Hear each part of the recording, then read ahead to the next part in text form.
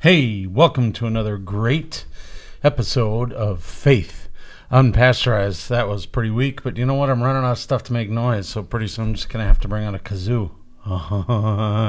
You know that's coming. Anyway, so here I am downstairs. Look at this picture behind me. Just stare at that for a minute. I think I've seen that somewhere before, and if you look along this edge over here, it says it's from Noel 2003. So that's kind of cool, actually. I wonder what's in there and what prompted him to make that. I don't even know what the story was behind it. Anyway, so speaking of stories, this one is going to be about the creation stories.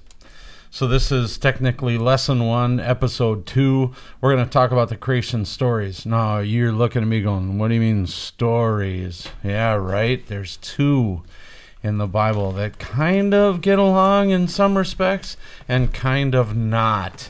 Okay, so take a minute to pause here and read the first creation story. You can find it right in the beginning, Genesis chapter 1, verse 1. And what does it start with? In the beginning.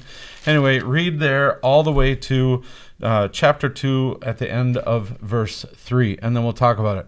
Ready? 1, 2, 3, go. Oh, you're back. Look at that. The magic of recording. Anyway, so what'd you notice? Right? This is the story where God rested on the 7th day, right? God takes 6 days to make the earth. And each of them, he does something different on each day. And then on the 7th day, what does he do? He rests, right? So we'll get into that pattern in a second. But if you look at it, right, so on the first day, he kind of separates some stuff out because says, let there be light, which sounds nice and, you know, wonderfully kind of comfortable and gentle, but that's not really how the Hebrew went. The Hebrew was much more like God spoke light and there was light, right? So it's a little more powerful if you read it in the original, but that's fine.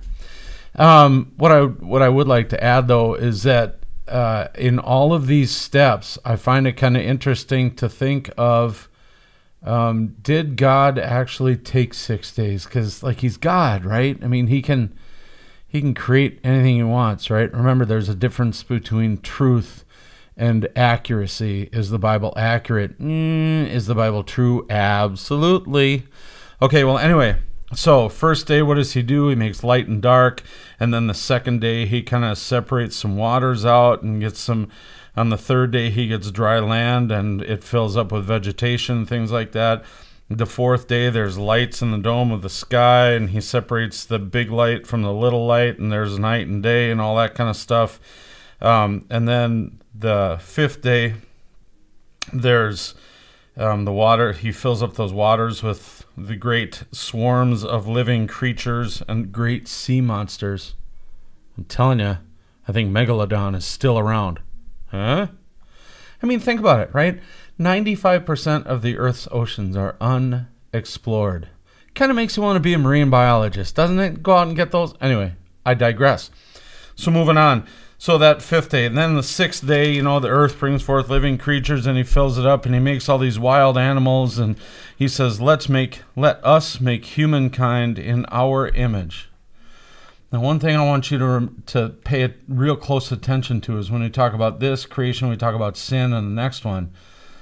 God uses himself in the plural here, and you're thinking to yourself, excuse me, what? Like, who's us? Keep this in mind. This is going to be a useful thought for later. Highlight it, write something, put a big question mark in there, do whatever you got to do. But remember this, because we're going to talk about it later.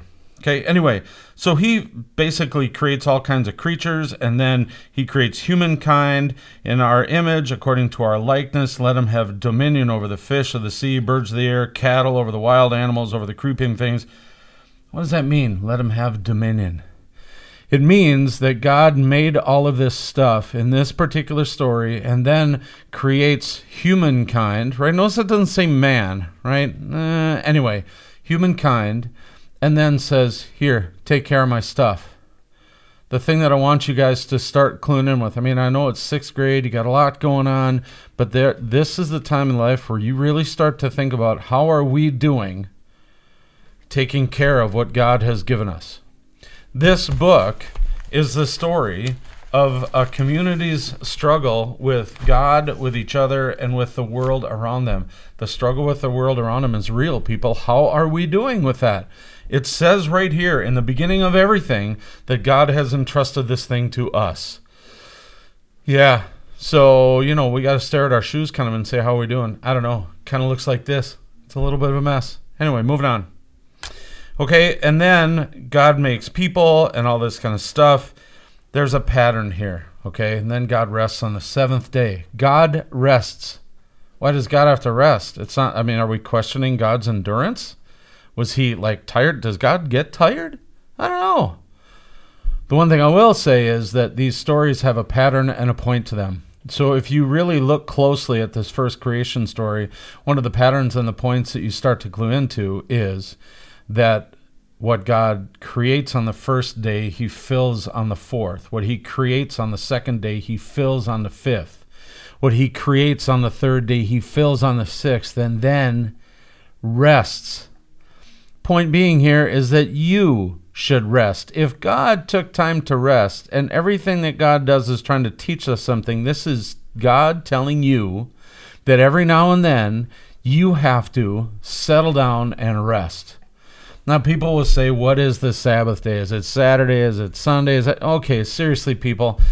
A long, long time after this was made, probably several thousand years it was before God, or before men, created clocks and calendars, right? Clocks and calendars were created so that we humans could kind of keep on track with something. Because if I said we're going to have confirmation on a Wednesday at 5:30 and there was no such thing as a clock or a calendar, how many of you would? I probably wouldn't even show up. Are you kidding? There's a lot of stuff in my head. I probably would go, oh, I missed confirmation again. That wouldn't be good. Okay, so anyway, the whole point of this is not to say that you need to take Sunday off. No. What you need to do, and this is really, really important, is to develop a part of your life where you figure out time where you can rest. Okay? You need to spend that time. You will find out later when we get to the Ten Commandments, when you're way up in your 8th grade year and we start talking about that. What does God say about Sabbath? Remember the Sabbath and keep it holy. So not only are you supposed to rest, but God is inviting you here to come and spend some time with him, to kind of let the weight of the world, if you will, melt away a bit, okay? And we can talk about that as time goes on. I preach about it. Sometimes I am terrible at it. I am always moving, always going. There's always something in my head. So my happy time is my downtime, my release, my relaxation, my renewal comes with listening to music, oftentimes music that people think I shouldn't listen to. But anyway, moving on. So now take time to pause this little time together and read through Genesis chapter 2, verse 4 to chapter 2, verse 25. Basically, the whole of chapter 2 from verse 4 on. Ready? 1, 2, 3, go. Ah, you're back. Okay, that's a really quick pause, but I'm not going to take up my... Well, I could sit here. Wait, Sabbath. All right, that's no Sabbath. Anyway, so in this particular story, notice that this is not the 7-day story. What does it start out with? In the day that the Lord God made the earth and heavens. Wow. So there was, right? God just snapped his fingers, done. Yep, got earth and heavens, earth, everything is made, right? Okay, so there was no plant in the field, no herb of the field had yet sprung up, for God had not caused it to rain, so God caused it to rain, brought this beautiful river out. There was a garden of Eden. God planted a garden in Eden in the east, and there he put the man who he formed. Wait a minute, didn't say anything about animals yet. Moving on, out of the ground the Lord made to grow every tree that's pleasant. Oh, look at, he put this guy. Can you imagine being that guy? Here you go, poof. And there's no plants or anything around, and you're like, say, can I at least have something to eat here? Anyway, so God makes all this stuff, puts a river flow it, and there's a whole bunch of names that, I can teach you how to pronounce if you want to. But anyway, the Lord took the man and put him in the garden there to till it and keep it. And he commanded of the man, you may eat freely of the tree of the garden, but of the tree of knowledge of good and evil you shall not eat, for in the day you eat it you shall die. Wow. Then the Lord God said, it's not good that the man should be alone. I'll make him a helper as his partner. So out of the ground the Lord God formed every animal of the field, birds of the air, brought them to the man to see what he'd call them. So there's a big difference between these two stories. In this first story, man was last. Right? God made all this other stuff and then formed man. And then in this second story, man's first. Oh, what? Wait a minute. These two stories don't agree with anything. Truth, accuracy. Okay? Are they accurate? No. Are they true? Absolutely. There's a point to each one, right? In this particular story, God is parading all of this stuff before man and said, you name it. In the Old Testament, the ability to name something give you ownership of it. So God says, name this stuff. It's yours. I'm going to give it to you. You keep it. You take care of it. And then in this particular story, we hear that God decides that none of these little critters around are good enough to help out. So he's going to take a rib and make woman and pair them up together. And what does Adam say at last? This is flesh of my, or bone of my bones, flesh of my flesh. This one shall be called woman, for out of man this one was taken. So God creates the human family in this particular story.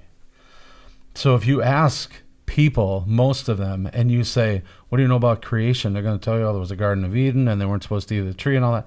Well, not in the first story, there wasn't a Garden of Eden. So if you say God took 7 days to make the earth and put man in Garden of Eden, you're kind of conflating those two stories. You're pushing them together. Okay, and each of them has a point. First one, the pattern of creation, the fact that God was very methodical, and the fact that you're supposed to rest. Second story, that's the one that really highlights that, hey, here's all my stuff, take care of it, God says to man, and then makes him a helper, a partner, an equal, right? Out of one flesh, man. So I get there's a lot of Old Testament where the Old Testament beats up on women, but no. Nope, you're two sides of the same coin, you guys. So that's pretty important stuff. So that's a little bit about the creation stories in a nutshell, okay? And I want you to think about those two and think about where you see God active in this messy world. I wonder if creation looked like this at some point. Just this huge jumble, right?